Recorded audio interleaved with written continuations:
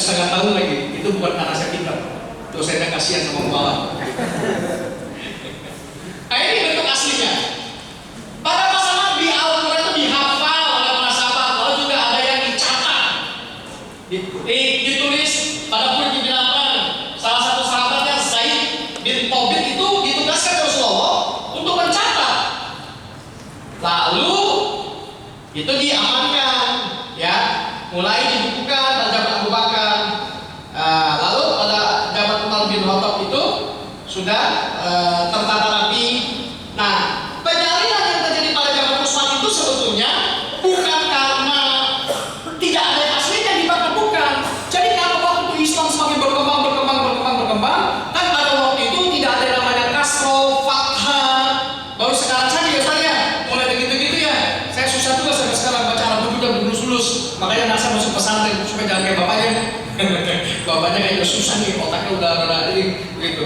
Ya, dakwah juga nggak tahu nih. Insya Allah kita doanya bulan ini saya akan memberikan kuliah umum di Universitas Madinah, Arab Saudi. Langsung kasih kuliah di Madinah, gue mau Arab di Madinah. Saya juga bingung. Saya ceramah ke Malaysia, kemana-mana. Nah, pada zaman Utsman itu yang terjadi adalah bukan dibakar yang naskah aslinya, bukan. Jadi banyak orang-orang yang berbeda cara membaca Al-Quran, membuat versi sendiri begitu. Karena luasnya kekuasaan wilayah Islam zaman Utsman itu, sehingga ada yang begini cara bacanya begitu supaya jangan diikut. Utsman mengambil langkah, kumpulkan, habisi bakar, lalu dihubungi itu yang aslinya, ya kan? Kan ada naskah aslinya, lalu ada sahabat-sahabat yang hafal Quran, dia namanya ditulis ulang, artinya tetap di naskah aslinya itu ada, bukan tidak ada, makanya ada sampai sekarang. Sehingga ini bedanya kalau Alkitab itu perlu dipertanyakan isinya, karena iya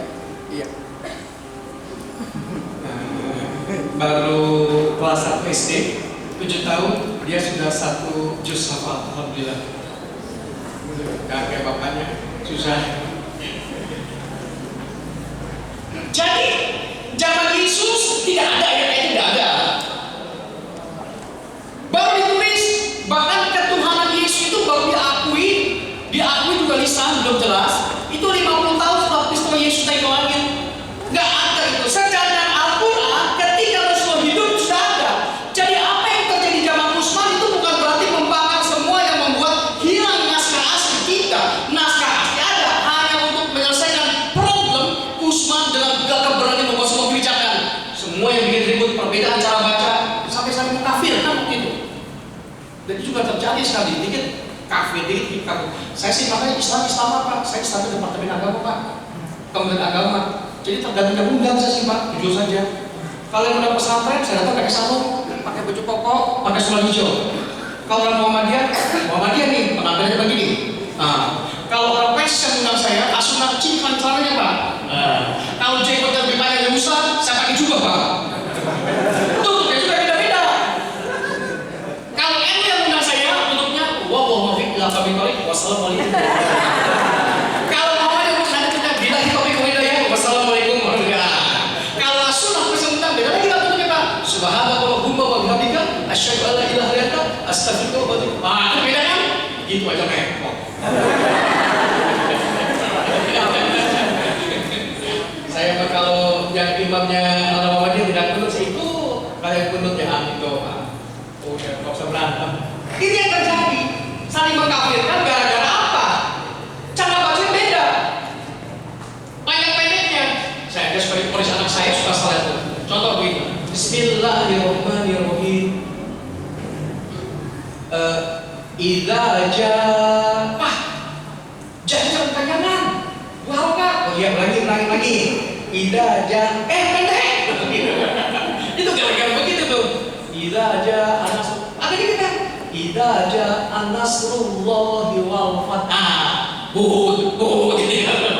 Begitu saya tuh kadang-kadang dia koreksi gitu kan bacanya. Wa ra'aitan nasa yadkhuluna. Jangan panjang bunyinya. Dikit. Awas, Pak. Kadang-kadang saya kira Vidi, Pak, jangan begitu, Pak. Vidi agak panjang dikit gitu kan. Jadi itu gara-gara baca itu saya mengkafirkan. Karena masa itulah akhirnya dirapikan oleh Ustaz, bukan berarti naskah aslinya tidak ada. Paham? Mahasiswa? Itu sebabnya kalau saya boleh menyimpulkan, inilah posisi Injil. Dalam Islam, Al-Quran itu sebagai pusat wahyu. Sedangkan dalam Kristen, kan nggak ada kitabnya tuh. Dalam Kristen itu yang dianggap pusat wahyu itu Yesus Kristus. Yohanes 1 ayat 1. Tuhan itu adalah udah mulai lupa saya pakai Al-Quran. Jadi Yesus itu adalah wahyunya yang menjadi daging, yang menjadi manusia. Jadi Yesus itu pusat wahyu.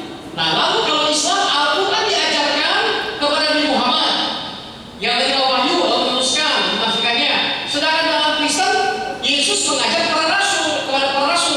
Rasul itu sama rasul beda ya. Rasul itu utusan Allah. Kalau rasul itu di Kristen murid-murid Yesus beda.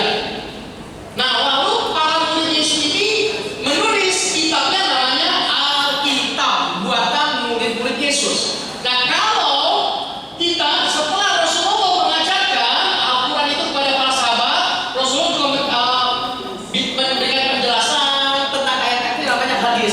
Hadis inilah yang dijelaskan penjelasan Rasulullah, dan itu ditulis oleh para sahabat terdekatnya. Maka kita bisa menyimpulkan kalau kita tarik garis horizontal, Alkitab itu berarti di prosesnya ini makanya sejajar dengan hadis. Paham? Karena itu saya percaya kepada Yesus sebagai Tuhan.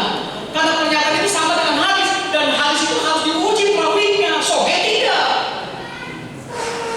Mualaf nih ngomong sohe, maaf nih Haji.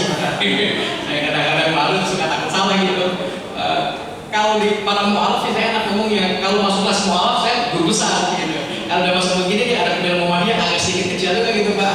Namanya masih bagus. Ho gitu.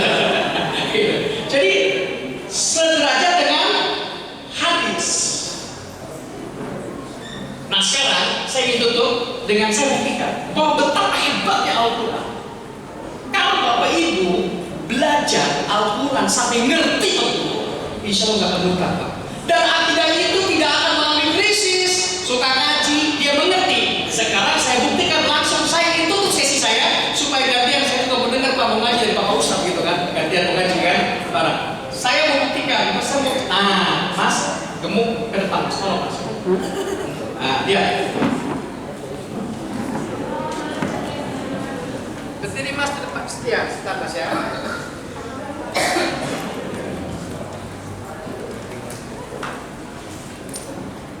Saya punya dua kitab suci, satu Al-Quran. Bapak Ibu kan dapat Al-Quran ini kalau sudah haji. Kalau umroh tidak dapat. Dari percetakan langsung Al-Quran di Mekah. Ini Alkitab Bible yang mereka anggap asli. Ini Pak. Mau lihat? Oh. Yang dibaca dari kanan ke kiri, Alabet Bimal Belat Hewa Muslim Terkulat dan sampai Shintal. Sekarang kita lihat. Ini baca Al-Quran, makanya udahlah. Yakin masuk Islam yang benar, ya. Jangan cuma nunggu sunat kering, sunat saya sudah kering, alhamdulillah. Udah cukup sunat dikeringkan saja. Tapi harus betul-betul iman kepada. Siap gerak, kaki lebat, tangan di kepala. Lihat. Ucapkan saya orang Asintan. Lencang kanan. Mahasiswa kan? Masa nggak tugas berbaris? Siap, kepala. Kepala keras. Lihat Bapak Ibu, mata Anda ke pintu sana. Tahan, jangan sampai jatuh ya. Tahan, tahan.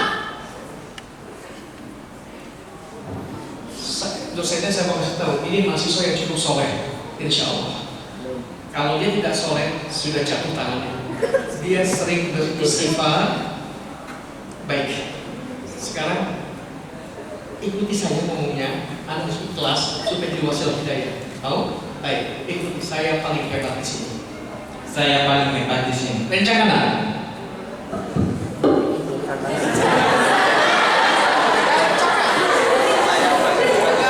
Tahan yang keras ya, tahan.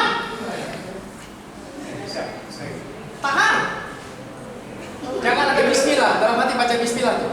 Jangan baca Bismillah. Ucapkan, saya paling hebat? Saya paling hebat. Tahan. Saya paling hebat. Sekarang bagaimana petunjuk Al-Quran? Kamu punya salah. Istighfar. Tahu artinya istighfar? Istighfar 3 kali astagfirullah. Tahu artinya? Tahu kan? Ucapkan. Astagfirullahaladzim. Lagi. Astagfirullahaladzim. Lagi. Astagfirullahaladzim. Lencangnya. Kesalahan. Tahan.